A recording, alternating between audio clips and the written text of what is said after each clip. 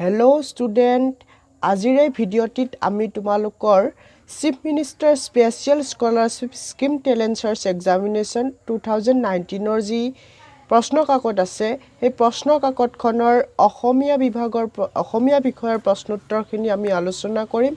তোমালোকে যদি এতিয়াও আমাৰ সাধাৰণ জ্ঞান আৰু ইংৰাজী বিষয়ৰ ভিডিঅ'টো চোৱা নাই চাই ল'ব পাৰা। আৰু যদি তোমালোকে প্ৰশ্নোত্তৰসমূহ ভালদৰে জানিবলৈ বিচাৰা ভিডিঅ'টো স্কিপ নকৰি শেষলৈকে চাই থাকিবা। আৰু যদি ভিডিঅ'টো চাই ভাল লাগে এটা লাইক কৰি দিবা। আৰু যদি আমাৰ চেনেলত প্ৰথমবাৰৰ বাবে ভিডিঅ' চাই আছা এটা কাম কৰিবা, চেনেলটো ছাবস্ক্ৰাইব কৰি কাষত থকা নটিফিকেশ্যন বাটনটো প্ৰেছ কৰি দিবা, কিয়নো মই তোমালোকৰ বাবে এনেদৰে শিক্ষাৰ লগত জড়িত ভিডিঅ' প্ৰস্তুত কৰি থাকোঁ। চ' তোমালোকৰ বাবে দেৰি নকৰি ভিডিঅ'টো ষ্টাৰ্ট কৰিছোঁ।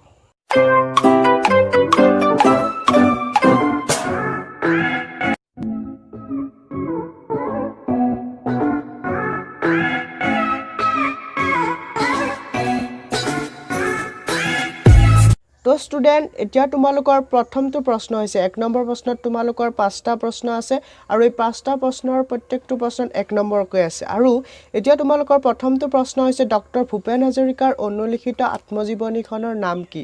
তো ষ্টুডেণ্ট, এই প্ৰশ্নটোৰ উত্তৰ হ'ব মই এটি যাযাবৰ। আৰু এই প্ৰশ্নটো তোমালোকৰ প্ৰথম পাঠ অসম আমাৰ ৰূপহী নামৰ পাঠটোৰ পৰা দিয়া হৈছে। দ্বিতীয়টো প্ৰশ্ন হৈছে তোমালোকৰ সৰ্বধনু ৰজাৰ প্ৰিয় খাদ্য কি আছিল? তো ষ্টুডেণ্ট, সৰ্বধনু ৰজাৰ প্ৰিয় খাদ্য আছিলে চৰাইৰ মঙহ। আৰু এই প্ৰশ্নটো তোমালোকৰ দ্বিতীয়টি পাঠ পক্ষী আৰু মানুহ নামৰ পাঠটিৰ পৰা দিয়া হৈছে। তাৰপিছত তৃতীয়টো প্ৰশ্ন হৈছে তোমালোকৰ অনাগত বিধাতাৰ কথা কোনে সমৰ্থন কৰিছিল? তো ষ্টুডেণ্ট, এই প্ৰশ্নটোৰ উত্তৰ হ'ব প্ৰত্যুৎপন্নমতীয়ে অনাগত বিধাতাৰ কথা সমৰ্থন কৰিছিল। আৰু এই প্ৰশ্নটো তোমালোকৰ 10 নম্বৰ পাঠ তিনিটা মাছৰ কাহিনী নামৰ পাঠটোৰ পৰা দিয়া হৈছে। তাৰপিছত তোমালোকৰ চতুৰ্থটো প্ৰশ্ন হৈছে চৰকাৰে অমল প্ৰভা দাসক কি সন্মান দিবলৈ বিচাৰিছিল? তো ষ্টুডেণ্ট, ভাৰত চৰকাৰে 1955 চনত কি দিব বিচাৰিছিলে? অমল প্ৰভা দাসক পদ্মবিভূষণ বঁটা দিবলৈ বিচাৰিছিলে। আৰু এই প্ৰশ্নটো তোমালোকৰ 11 নম্বৰ পাঠ অমল প্ৰভা দাস নামৰ পাঠটোৰ পৰা দিয়া হৈছে। তাৰপিছত তোমালোকৰ প্ৰশ্নটো হৈছে সৰু ছোৱালী আৰু পক্ষী নামৰ কবিতাটিৰ কবিজনৰ নাম কি? তো ষ্টুডেণ্ট, এই প্ৰশ্নটোৰ উত্তৰ হ'ব কবি ভৈৰৱ চন্দ্ৰ খাটনিয়াৰ। আৰু এই প্ৰশ্নটো তোমালোকৰ 14 নম্বৰ পাঠ সৰু ছোৱালী আৰু পক্ষী নামৰ কবিতাটোৰ পৰা দিয়া হৈছে। তো ষ্টুডেণ্ট, তোমালোকৰ দ্বিতীয়টো প্ৰশ্ন হৈছে যুক্তাক্ষৰ গঠন কৰি একোটাকৈ শব্দ লিখা। আৰু 2 নম্বৰ প্ৰশ্নটিত তোমালোকৰ 2 নম্বৰ আছে। আৰু 9 যোগ ৱাব্য দিছে 9 বইন দ অন্দেখন তোমালোকৰ প্ৰথমটো শব্দ হ'ব। তাৰপিছত দ্বিতীয়টো হ'ব তোমালোকৰ মূৰ্ধন্য হ যোগ মূৰ্ধন্য ঠ হয় স্থ। আমি ষষ্ঠ শব্দটো এই শব্দটোৰ উদাহৰণ হিচাপে ল'ব পাৰোঁ, একোটাকৈ শব্দ হিচাপে ল'ব পাৰোঁ। ষষ্ঠ মানে তোমালোকে জানা 6। তাৰপিছত 3 নম্বৰ প্ৰশ্নটো হৈছে তোমালোকৰ বাক্য ৰচনা কৰিবলৈ কৈছে, বাক্য ৰচনা কৰা। আৰু এই প্ৰশ্নটো তোমালোকৰ 2 নম্বৰকৈ আছে। আৰু অলেখ অলেখ বুলি কৈছে প্ৰথমটো শব্দ। আৰু অলেখ বুলি ক'লে আমি এটা বাক্য ক'ব পাৰোঁ ৰাতিৰ আকাশত অলেখ তৰা ওলায়। এতিয়া অলেখ মানে তোমালোকে হয়তো বুজি পাইছে, ৰাতিৰ আকাশত অলেখ তৰা ওলায়, যাক আমি কি কৰিব নোৱাৰোঁ? গণনা কৰিব নোৱাৰোঁ। তাৰপিছত তোমালোকৰ দ্বিতীয়টো শব্দ হৈছে শুৱলা। শুৱলা শব্দটোৰে বাক্য ক'বলৈ গ'লে আমি কুলি চৰাইৰ মাত বৰ শুৱলা, বা সি তাৰ মাতটো বৰ শুৱলা, বা সি বৰ শুৱলা গীত গায়। তাৰপিছত তোমালোকৰ চতুৰ্থটো শব্দ হৈছে শুদ্ধ শব্দ বহুৱাই তলৰ বাক্যবোৰ সম্পূৰ্ণ কৰা। আৰু এই প্ৰশ্নটোতো তোমালোকৰ 2 নম্বৰকৈ আছে। আৰু প্ৰথমটো যি প্ৰশ্ন হৈছে সেইটো হৈছে ডেছ সদায় স্কুললৈ যাওঁ। 2টা শব্দ দিয়া আছে তোমালোকৰ, এটা দিছে সি, দ্বিতীয়টো দিছে তোমালোকৰ মই।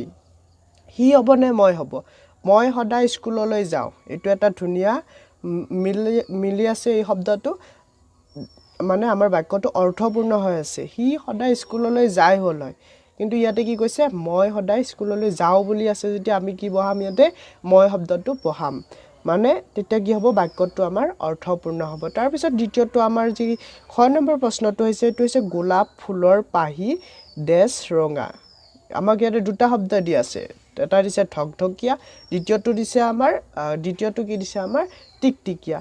তো ঢকঢকীয়া হ'লে কি হ'ল হয়? বগা, ঢকঢকীয়া বগা বুলি আমি কওঁ। আৰু টিকটিকীয়া কি হ'ব? ৰঙা হ'ব।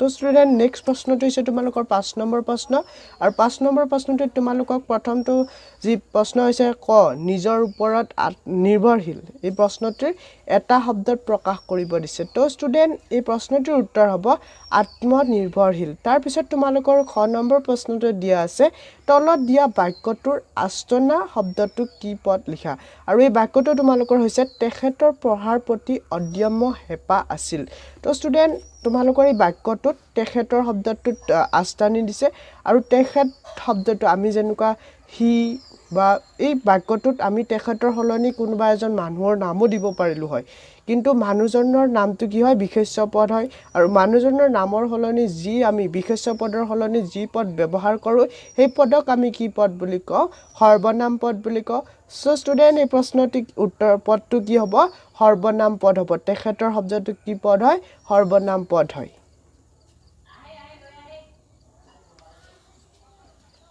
ষ্টুডেণ্ট এতিয়া তোমালোকৰ 6 নম্বৰ প্ৰশ্নটোত চমু টুকা লিখিব দিছে যিকোনো এটা বুলি কৈছে তোমালোকে এটাই লিখি থৈ আহিবা নহলে কি হ'ব তোমালোকৰ সময়বোৰ নষ্ট হ'ব বা তোমালোকে বেলেগ প্ৰশ্নলৈ আগুৱাই যাওঁতে তোমালোকৰ কি হ'ব কিছু অসুবিধা হ'ব অংকত তোমালোকৰ বহুতো সময় লাগিব পাৰে সো ষ্টুডেণ্ট তোমালোকে প্ৰশ্নখনে যি কয় সেয়াহে কৰিবা নহলে তোমালোকৰ এনে সময়বোৰ বৰবাদ হ'ব পাৰে সো ষ্টুডেণ্ট তোমালোকৰ প্ৰথমটো যি এই প্ৰশ্নটো 6 নম্বৰ প্ৰশ্নটোত 2 নম্বৰ আছে প্ৰথমটো প্ৰশ্ন হৈছে বিহু আৰু বিহু শব্দটো ওপৰত আমাক চমুটুকা লিখিব দিছে বিহু মানে আমি জানো যে বিহু অসমৰ জাতীয় উৎসৱ বিহু তিনিটা প্ৰথমটো হৈছে বহাগ বিহু দ্বিতীয়টো হৈছে কাতি বিহু তৃতীয়টো হৈছে আমাৰ মাঘ বিহু আৰু এই বহাগ বিহুক আমি ৰঙালী বিহু বুলি জানো বহাগ বিহুক ৰঙেৰে আমাৰ ৰং ৰহস্যৰে ভৰি পৰে ফুৰ্তিৰে ভৰি পৰে নাচ গান কৰা হয় বিহু নৃত্য কৰা হয় তাৰ পিছত আমাৰ যি কাতি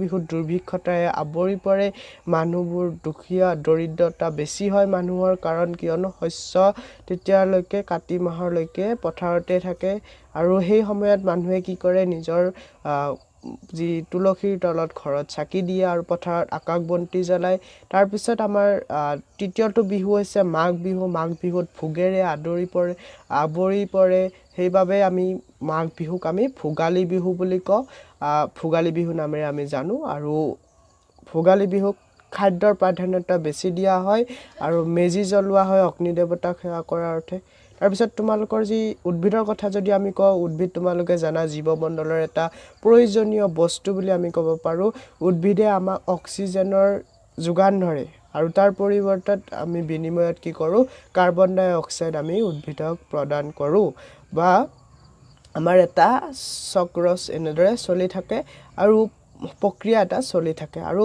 উদ্ভিদে সালু সংশ্লেষণ প্ৰক্ৰিয়াৰ জৰিয়তে নিজে খাদ্য প্ৰস্তুত কৰে উদ্ভিদে আমাক আৰু সেই খাদ্য প্ৰস্তুত কৰোতে উদ্ভিদে আমাক অক্সিজেন প্ৰদান কৰে আৰু উদ্ভিদে আমাক বিভিন্ন ধৰণৰ খাদ্য প্ৰদান কৰে ফল-মূল তাৰ পিছত কাঠৰ আচবাব প্ৰদান কৰে ৰবৰ এইবিলাক আমাক উদ্ভিদে প্ৰদান কৰে কিছুমান ঔষধি গছ উদ্ভিদো আমাৰ বহুত প্ৰয়োজনীয় হয় তো ষ্টুডেণ্ট আজিলৈ ভিডিঅ'টো ইমানেই আছিল আমাৰ নেক্সট ভিডিঅ'টো অহালৈকে তোমালোকে ভালদৰে পঢ়া শুনা কৰিবা বুলি আমাৰ আশা থাকিল